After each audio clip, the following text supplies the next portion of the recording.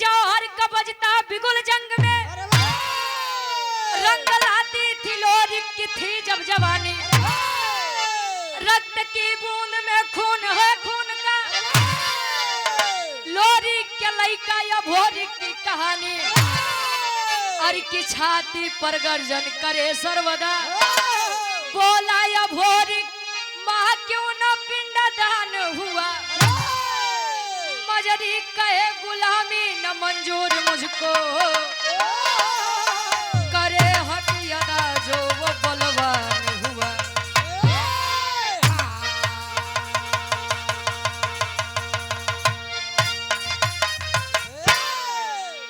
जंग जौहर का बजता बिकुल जंग में रंग लाती थी लोरी की थी जब जवानी। लोरी के बड़ा बढ़िया वार से बिरहा सुना आयार से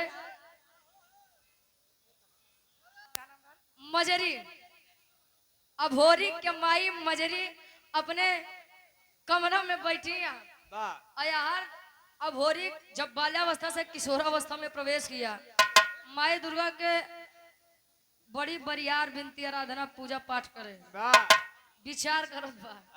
एक लाइन कवि जी गजल के भाव देते हैं कैसे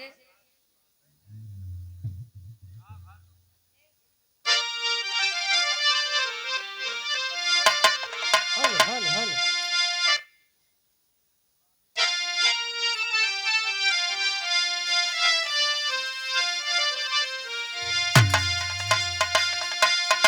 अरे काबे में अरे काबे में तेरा जलवा काशी में नजारा है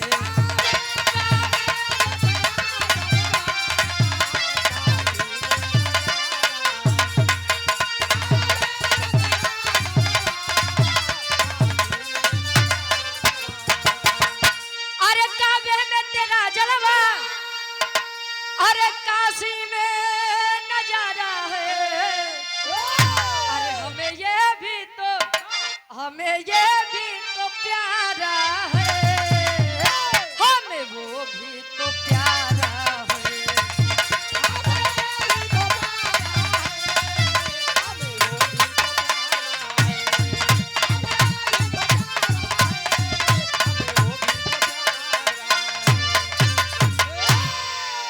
लेकिन कभी का भाव है शेर का कोई इलाका नहीं होता भाव कवि के कैसे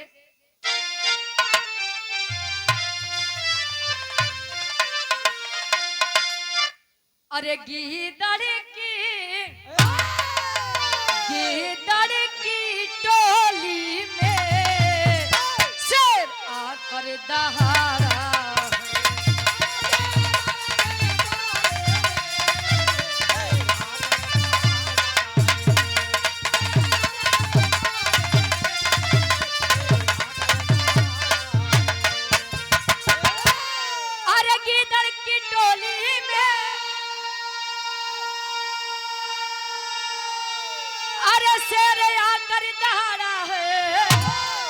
अरे चढ़ी गर्दन पे शेरे बबन पकड़ छाती को फाड़ा है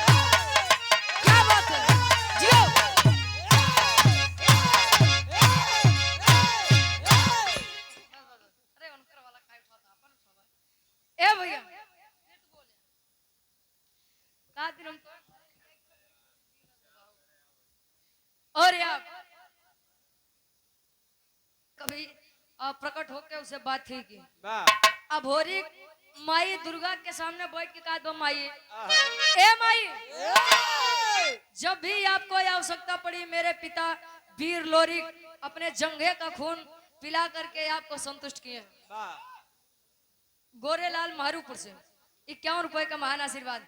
ए भैया माई दुर्गा जब प्रकट हुई बता रही है बेटा जब हो रही ऐसा लड़का होए से का फायदा बा ऐसा वीर होए से का फायदा बा जे अपने बाबू के पिंडा दान नहीं कर सकत कहे है अबे मेरे बाबू के पिंडा दाने नहीं बाबा जाई के माता मजरी से सारी बात पूछत है माई मजरी बतावत है पिंडा दान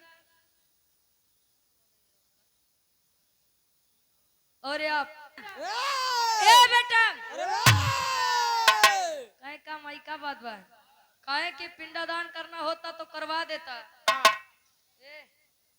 पिंडादान करवाओ को तो करवा ही देता है करवा देता हां गौरव कहियो भी रहा लेकिन का करी तनी बात फंस जाते ए भैया मजरी जी बताओ तो ना भोरी से केहू पिपरी के राजा सुरपति जौन बा केहू भी पिंडादान करे जाते तो पहले उसे युद्ध कराओ दिन के शुरुआत वो अपने पुरखन के पिंडदान कई के करत है जब इतनी बतिया वीर अभोरिक सुना गुस्से में लाल हो गया अपने माई से एक बात कहे माता मजरी से एक लाइन गीत बको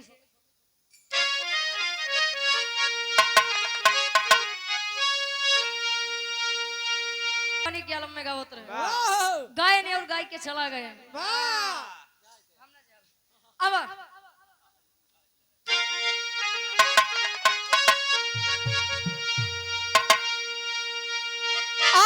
झूलनी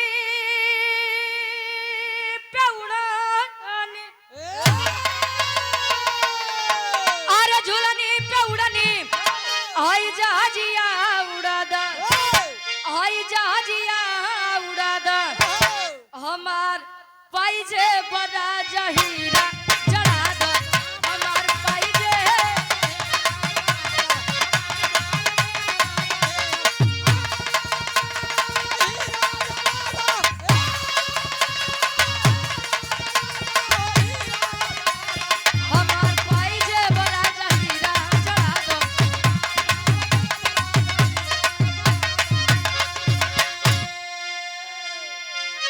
लेकिन वीर अभोरी कहता छत तिलक 3 प्रकार के होते हैं।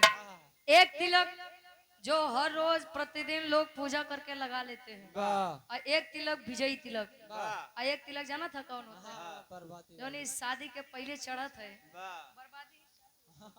अब अभोरी अपने माँ से कहता है का अरे बिरताई क्या हमारे अरे बिरताई क्या हमारे तो तिलकिया लगावा हाय तिलकिया लगावा हमार माई हमके रण में पठावा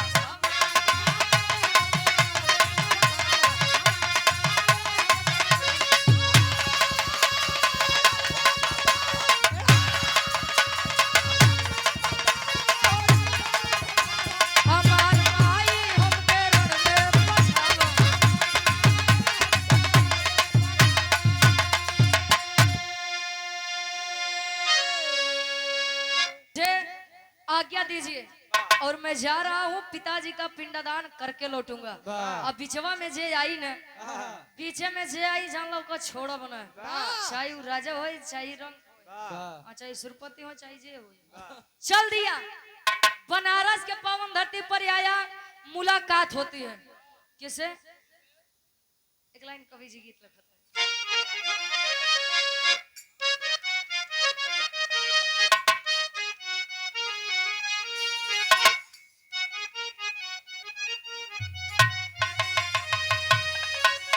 और आप सम्मानित हृदय के गार्जियन जी आप श्री हवलदार पाल जी एडवोकेट आप पूर्व प्रधान ग्राम घिसुआ खुर्द पुनः प्रधान पद के आप प्रत्याशी भी हैं। 101 रुपए का महान आशीर्वाद माई भगवती हर मोड़ पे तरक्की दें। अब दुल्ही कहे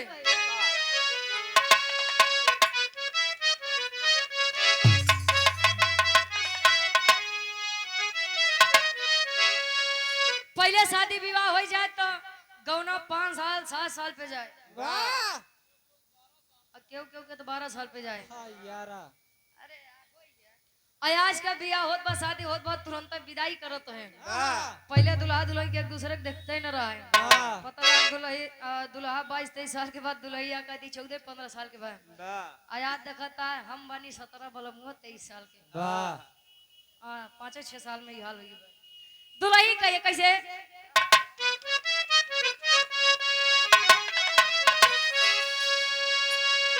अरे जब से गवनवा के, जब से गवनवा के दिनवा धराई, रतिया न नींद लागे देह पिया नाई।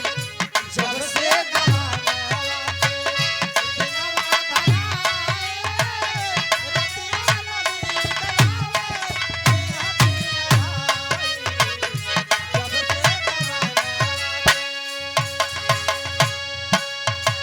लेकिन अभोरी बनारस, बनारस जब आया तो मुलाकात होती है, पहली भेंट कैसा होता, करे पिंडदान भोरी,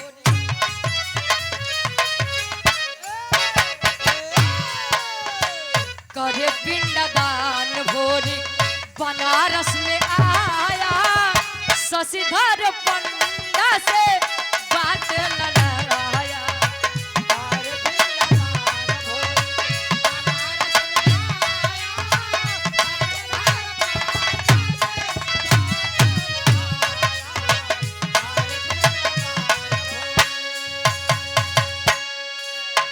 बनारस में जब आया शशिधर पंडा से पहली मुलाकात हुई, बता रहा है कि पिंडदान करे के बाद कहीं क्या कर कहीं हमारे बाबू लोरिक के, वीर लोरिक का नाम जब सुना तो सोच रहा है, लेकिन कहीं सुरपति छोड़ी ने, कहीं बेटा तू लोरिक के लड़का हुआ, अच्छा ही के और के लड़का हुआ। लेकिन यहाँ का एक रिवाज है, यहाँ की एक प्रथा है, कहीं का शशिधर पंडा अभोरी के समझावे कैसे,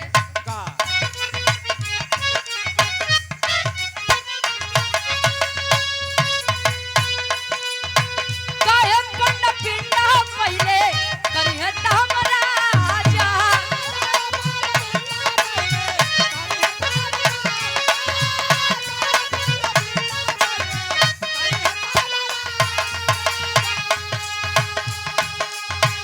जबरदस्ती करबा बच्चा रण में मारा जाबा।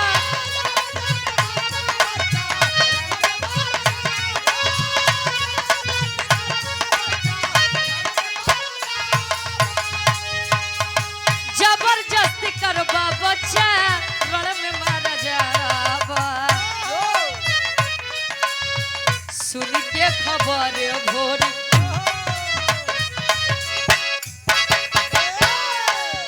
सुन के वचन भोरी, तन में गुस्सियाई शशिधर पंडा से बात।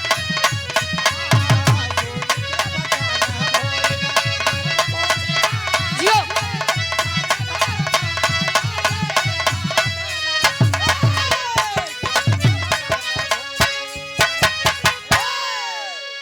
शशिधर पंडा बतावत बा के पिपरी के राजा सुरपति कहन की नियम है, वह सुबह सुबह या करके पिंडदान करता है, उसके बाद ही कोई पिंडदान करता है। और यदि मैं उसके खिलाफ गया, नियम के खिलाफ गया, तो मैं जीना भूल जाऊंगा। कहीं मतलब मार ही दी यार। इतनी बतिया जब अभोरिक सुने, निकाल लिया तलवार, गर्दन के पास जब सटाया, कहीं बोल पिंडदान करवोगे कि न करवोगे, करवोगे न करवोगे। अब इतनी बतिया जब शशिधर पंडा सुने, कहे अरे यार आगे कुआं पीछे खाए, कहाँ जाई, कहे अगर एकर बात न मानब तो ई मार दे। अब पिंडदान करवाए दे तो पिपरी के राजा सुरपति मार दे। कहे एक काम करत है, अबे आगे ये मुसीबत बा, पहले का पिंडदान करवा दी, जब वो आई देखा जाए तब देखा जाए। पिंडदान करवाए सुबह अपने पिता लोरिक के, जब पिंडदान करवाए नहीं, आत्मा के शांति मिली। इतनी बतिया जब सुरपति सुने, तैयार कर लिया सेना, पलटन को तैयार कर लिया और चल दिया। कहा तेरी के भाव में कवि जी लिखा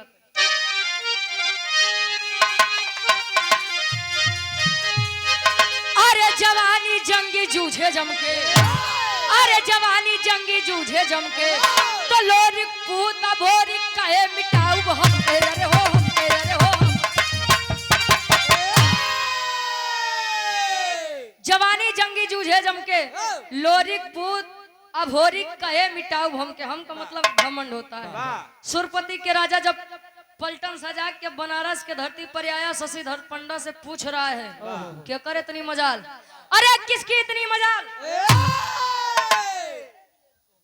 कहे के करे इतनी मजाल कि जो हमारे मर्जी के खिलाफ पिंडदान करी सके करवाई से। शशिधर पंडा बेचारा ही लग कांपत बाप, स्वामी ए राजा हमार गलती नहीं बा, ई तलवार गर्दने लगे सटाए रहा, अब जीवन के मोह तो सब कहोत है, बचे बदे हम पिंडदान करवाई दिया, कहन अच्छा ते बैठ एका या भोरी का छोड़ब न, तैयारी बना रहा है। हमरे विरह के आखिरी गीत लगत बा कैसे,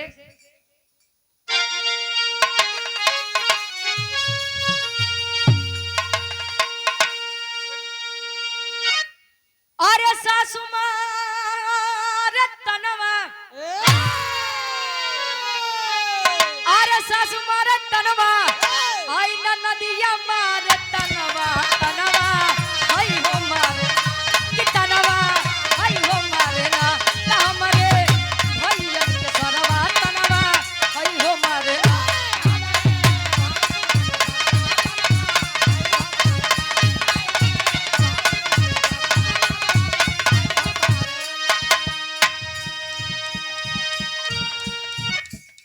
लेकिन वह बालक 21 साल का यह भोरी तैयार हुआ सेना से लड़ने के लिए, कैसे,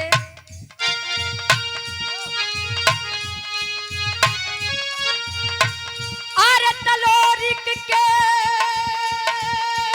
पुतवा अगर,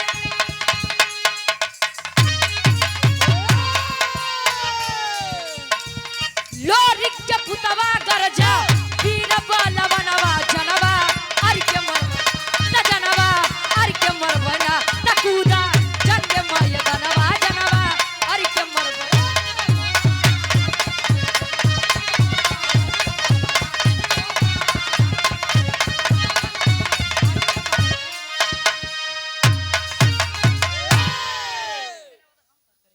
और आप डॉक्टर संजय पटेल जी भावी प्रत्याशी बीडीसी तजा इसी ग्राम के निवासी है, 51 रुपए का महान आशीर्वाद आशीर्वाद के चाह रही अभोरी ताजुद्दीनपुर, बस अभोरी चल दिया सुरपति से सामना करने के लिए। सुरपति सैकड़ों की पलटन लिए है, अभोरी अकेला है, और जौने समय तलवार भाजे न मान के चला कि 40-50 तो इसे नहीं चला जाए, धराशायी हो जाए। अब धीरे धीरे जब सेना समाप्त होने लगी तो कितना जने डर के मारे हुए रण मैदान में सीधा सीधा लेट गए। ऐसा हो भोरी जान जाए कि मुर्दाबाद छोड़ दे, करे सारे के चक्कर में लगा था हम लोग न बचे। तब बोले सुरपति के राजा घोड़े पर सवार है, जाई के पिपरी के राजा सुरपति के कालर जब पकड़ के जब नीचे खींचे, जब नीचे खींच लिया, कहीं बोल बहुत ही आतंक फैलाए रहे, बोल मार दिया जाए कि छोड़ दिया जाए। ए भैया अब यार सुरपति के चेहरा पे कालिक पोत के गधा पे बैठाई के बनारस के ऐसा कोनो कोना नहीं बचा रहा कि अभोरी घुमाए न हो, घुमाई के जब लाई क्या शशिधर पंडा लगे बैठा देखा नहीं है, नहीं बड़का वीर बनत रहे। एक बात जान ले, धरती वीरों से खाली नहीं है। इतनी बतिया सुरपति के एक बिटिया जेकर नाम केवला पतिया बतावा, केवला पतिया अभोरी के सुंदरता पे वैसे भी मोहित थी, बहादुरी पर वैसे ही मोहित थी। अब विचार करतबा कि अरे यार वो नहीं अभोरी कहन बतावा इनका इतनी मजाक कि हमारे बाबू के साथ इतना गलत किए, इतनी बेइज्जती की है, इनका छोड़ा बना। केवला पतिया एक नंबर के जादूगर नहीं रहे। आए बनारस में तब पापड़ के भाव में कवि जी लिखते हैं। अनिल कुमार गौतम जी 100 रुपए का महान आशीर्वाद, आशीर्वाद के चारे के बच्चे अपनी कलम में कामयाब रहे। पापड़ के भाव में कवि जी लिखते हैं। अब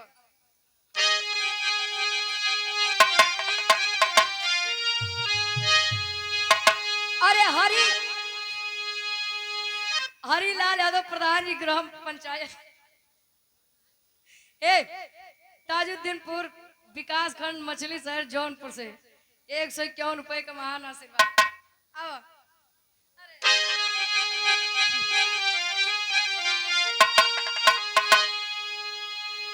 अरे आई केवला पतिया तक, अरे हसीना जीना मुश्किल बात। अरे आई केवला पतिया पर हसीना जीना मुश्किल बा। बाप के इज्जत भोर के काहे छीना जीना मुश्किल बा।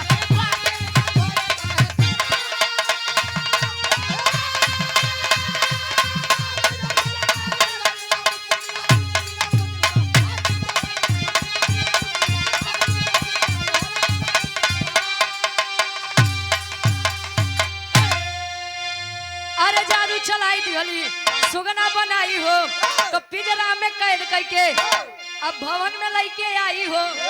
अरे कहे कुंवारी जी अब नहीं तोहरा बिना जीना मुश्किल बा। अरे कहे कुंवारी जी अब नहीं तोहरा बिना जीना मुश्किल बा। तब बाप के इज्जत भोर के काहे छीना जीना मुश्किल बा।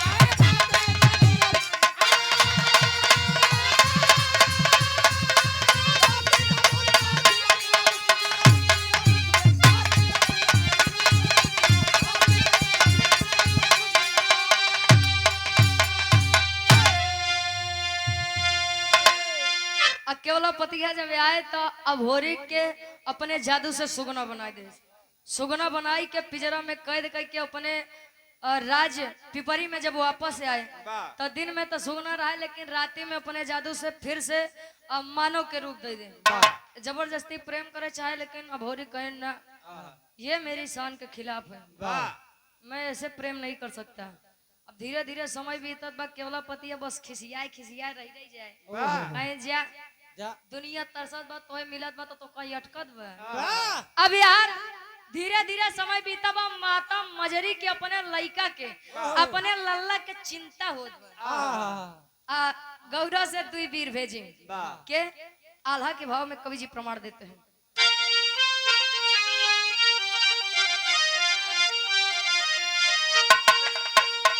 अरे तड़पेली मजरी माता गौर के नगरिया बाबू।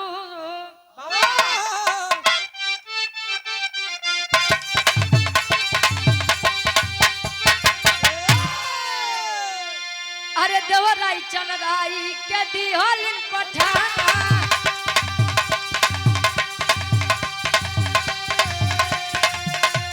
धीरे धीरे आई गईले काशी के धरतिया।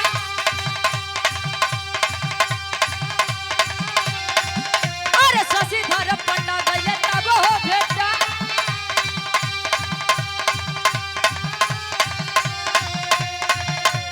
लगले बतावे पंडा पूरी खबरिया।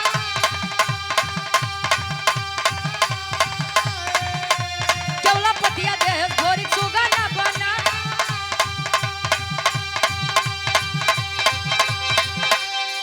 अरे जमुनी के बोलाइली हले अब तीनों हो बिरवा तो झूमी झूमी जोगी बन के भजन रहेगा।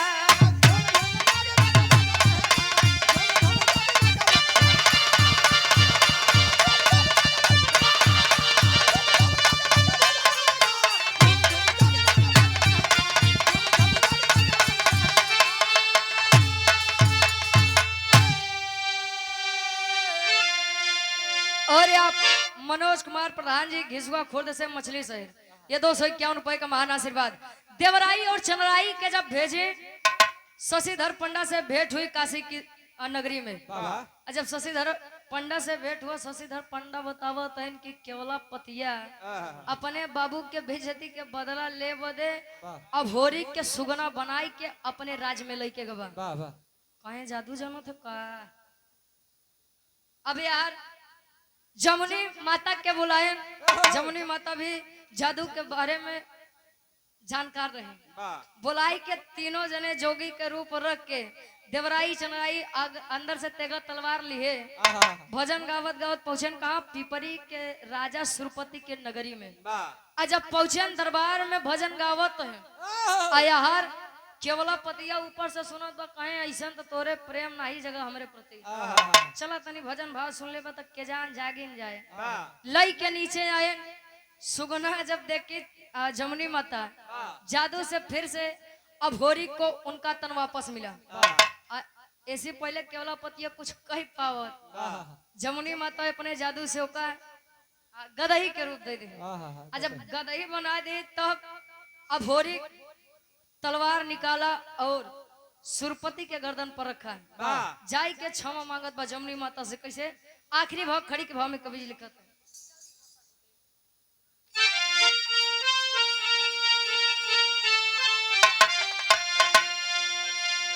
अरे माने गलती अपन अरे माने गलती जमुनी के अब चरनिया धई के अरे माने गलती जमुनी के अरे चरनिया धई के हम हई भाई तू बहिनी बचनिया कही के।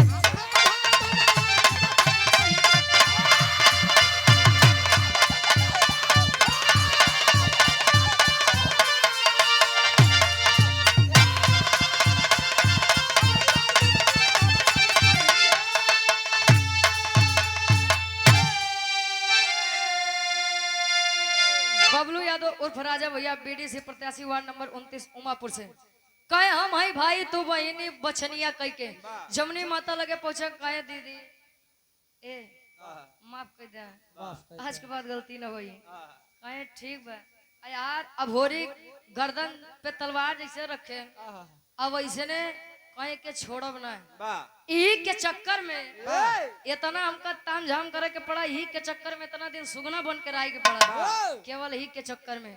माता जमुनी समझावत नहीं बेटा वो अपनी गलती मान रहा है अजय अपन गलती मान ले ओका माफ कर दे के चाहिए। कहीं माफी कम 21 शर्त पे दे कहीं कवन कहीं एकर जोनी बिटिया बा केवला पतिया वही से हमार शादी करवाई दे। तब ले सुरपति कहे कि बियाह तो बेटवा हम करवाए दे लेकिन बिटिया भी हमार गदही के रूप में बा अब ओका कैसे तोरे साथे बियाह करवाए दे। जमुनी माता पुनः अपने जादू से गदही से फिर से केवला पतिया के स्त्री के रूप दे शादी भा आखिरी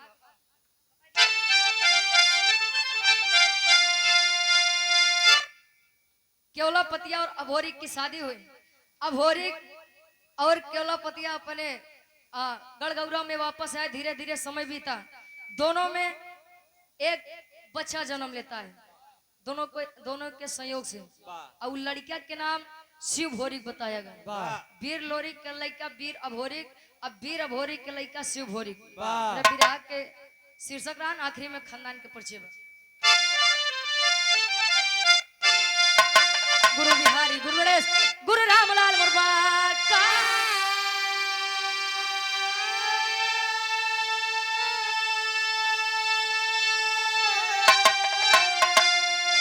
स्वर्ग विशाल विराजे कवि चंद्रिका फहरे विजय पताका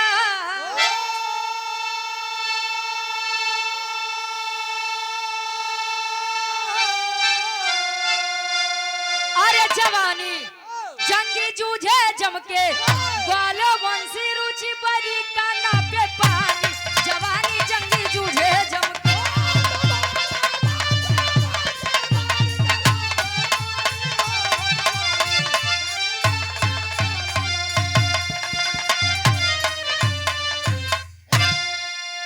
अगली पार्टी के नंबर भाई आप लोग बाहर से आने